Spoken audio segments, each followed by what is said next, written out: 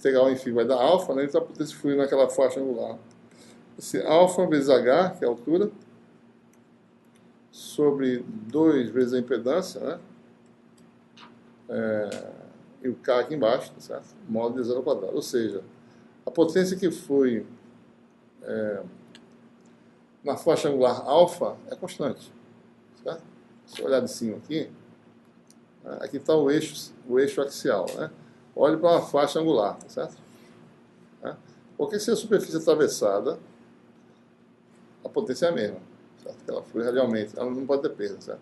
É por essa razão, como essa área aqui aumenta com raio R, né, a amplitude do campo tem que cair com sobre a raiz de R, de forma que a potência caia com sobre R, e aí o fluxo seja constante. Essa é a razão, certo?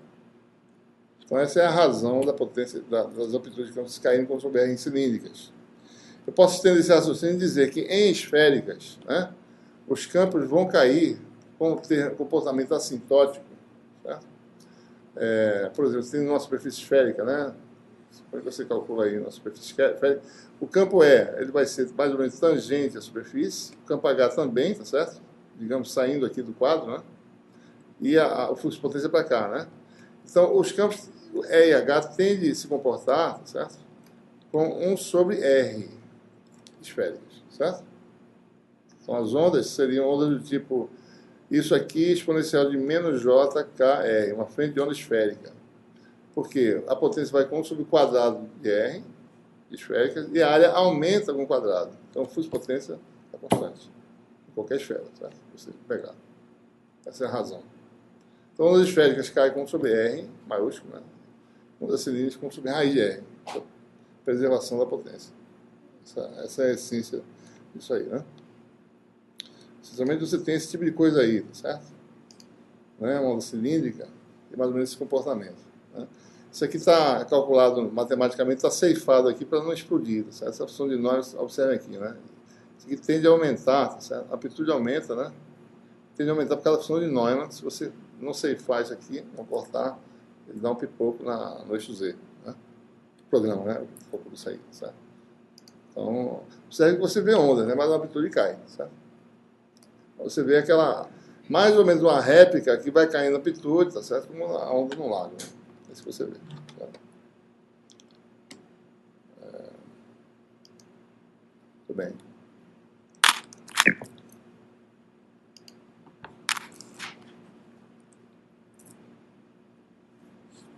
Bom, vamos agora, a gente já sabe mais ou menos os tipos de possibilidade de solução, né, para ondas.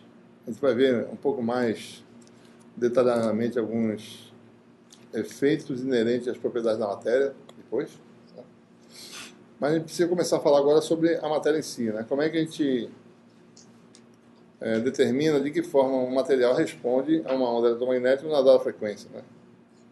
Se essa resposta varia ou não com a frequência. Essa é a questão. Então a gente vai falar sobre o modelo clássico, né?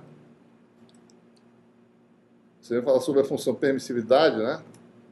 E o modelo é um modelo clássico, simples, né? Que é um modelo utilizado que explica muitas coisas, né? Da resposta da matéria polarizada a um campo aplicado.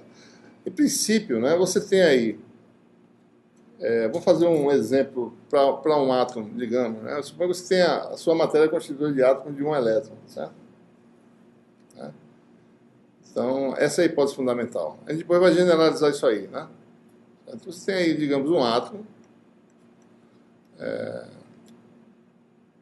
de um elétron. Tá? Esse elétron está preso, né, por forças restauradoras no modelo clássico, esse é o modelo, né? Se você tem um campo que tende a afastar esse elétron do núcleo, tá certo? O núcleo puxa de volta, né? Então, existe essa força restauradora intrínseca aí, né? Força elétrica mesmo, né? É claro que a coisa é muito mais complicada que isso, né? Mas esse modelo serve para explicar realmente a resposta do material, né? Então, observe, o que eu quero fazer é pegar um átomo, certo? Aplicar um campo nesse átomo, né, variante no tempo, numa dada frequência. Analisar a resposta, né? Eu vejo, a partir daqui, o que acontece com o deslocamento do elétron em relação ao núcleo, certo? Com isso, eu determino um momento de dipolo, certo? Induzido pelo campo externo. Tá? Obtenho um momento de dipolo P, digamos assim. Certo? Daí eu junto N átomos por unidade de volume, né? E determino, a partir daí, né? Digamos que o modelo simples que eu aplico campo na direção, todo mundo oscila nessa direção, sistema isotrópico simples. Eu tenho N átomos por unidade de volume, né, de um elétron.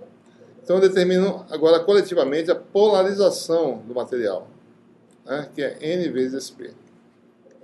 Certo? Sabendo a polarização, eu obtenho o vetor de densidade de fluxo elétrico, certo?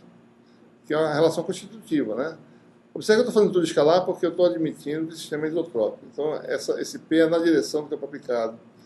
Então, você tem a relação constitutiva D igual a epsilon 0 E mais P, tá?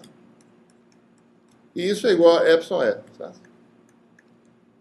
E com isso, com essa relação, ou seja, tem o campo aplicado, tem a resposta que é proporcional ao campo aplicado, né?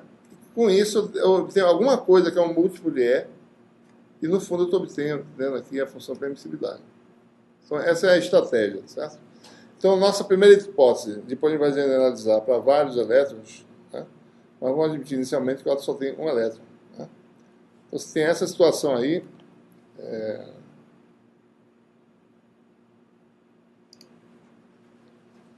essa figurinha aí,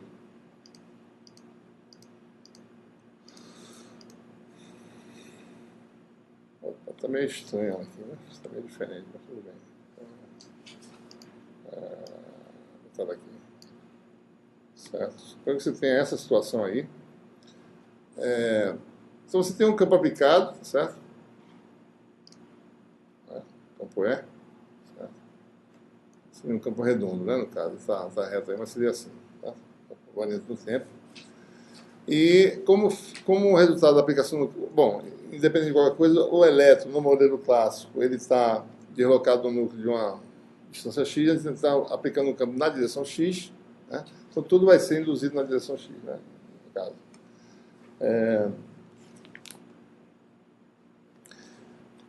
Bom, a questão é a seguinte: quais são as forças que atuam sobre o elétron, certo? Então é isso que a gente vai fazer, né? Lei de Newton, basicamente. Observe que, uma vez que o elétron está deslocando de x, né, se a coordenada do elétron é x, o momento de dipolo é menos, se a carga aqui é Q, né? Aqui é menos Q. Você tem uma massa, né? O elétron tem uma massa m, tá certo? Minúsculo, né? Carga menos Q. Então, observe que o momento de polo induzido, o momento de polo, qualquer que seja a situação, se o elétron está na coordenada x, o momento de polo é P igual a menos Q vezes x, certo? Tá? Essa é a relação que a gente obtém, certo? Porque o momento de polo é da carga negativa para positiva, né? Certo? Então, se a coordenada x do elétron é positiva, se meu sistema de referência está aqui no centro do núcleo, né, vamos dizer que ele tem inércia muito grande, está parado, então é deslocamento do elétron. Né? Então, a coordenada x do elétron. Então, se eu determino a coordenada x do elétron, pode determinar o momento de polo só fazendo menos q vezes x. Tá? Vamos analisar aí. Temos aí, deixa eu ver esse desenho aqui, deixa eu ver aqui talvez.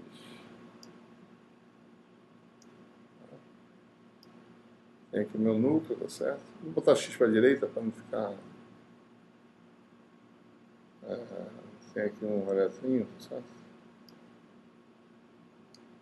Posição x, né? Então aqui está.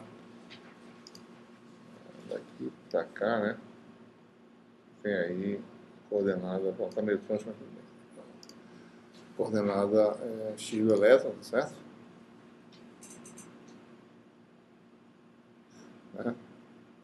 Na realidade, eu vou usar uma letra que não é x